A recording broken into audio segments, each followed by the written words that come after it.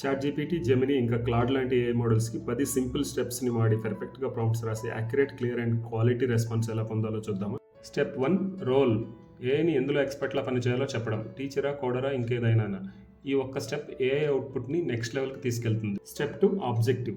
మీ exact task ఏంటో చెప్పడం. Step 3 context. మీ టాస్క్ గురించి బ్యాక్గ్రౌండ్ ఇన్ఫర్మేషన్ మరియు కొన్ని ఎగ్జాంపుల్స్ ఇచ్చి అలాగే అవుట్పుట్ ఎవరి కోసమో చెప్పాలి. చైల్డ్కి ఎక్స్ప్లెయిన్ చేయడానిక, సీఈఓస్ లేదా ఇంకెవరికైనా. Step 4 style or tone. Result casual, professional లేదా స్టోరీ టెల్లింగ్ లాంటి ఏ స్టైల్లో ఉండాలో చెప్పండి. Step 5 output format. అవుట్పుట్ ఎగ్జాక్ట్గా ఏ ఫార్మాట్లో కావాలో స్పెసిఫై చేయండి. Bullet points, script, step by step, ఇంకా table format etcetera. Step 6 constraints. Output ఎన్ని వర్డ్స్లో కావాలి, మెయిన్ ఫోకస్ ఏ పాయింట్స్ మీద ఉండాలి, టెక్నికల్ పదాలు వాడొద్దు లాంటి రూల్స్ చెప్పడం. Step 7 step by step reasoning. AI ఆ అవుట్పుట్ ఎందుకు ఇచ్చిందో స్టెప్ బై స్టెప్ రీజనింగ్ ఇస్తూ ఎక్స్ప్లెయిన్ చేయమనడం. Step 8 critique and improve. AI ఇచ్చిన ఆన్సర్ని దానినదే విమర్శించుకుని ఇంకా మంచి ఆన్సర్ ఇవ్వమని అడగటం. Step 9 variations. ఏఐని ఒక ప్రశ్నకు మల్టిపుల్ ఆన్సర్స్ ఇవ్వమనడం. Step 10 final polishing. ఏఐని clean and final version output ఇవ్వమని అడగటం. Please like the video and subscribe to the channel.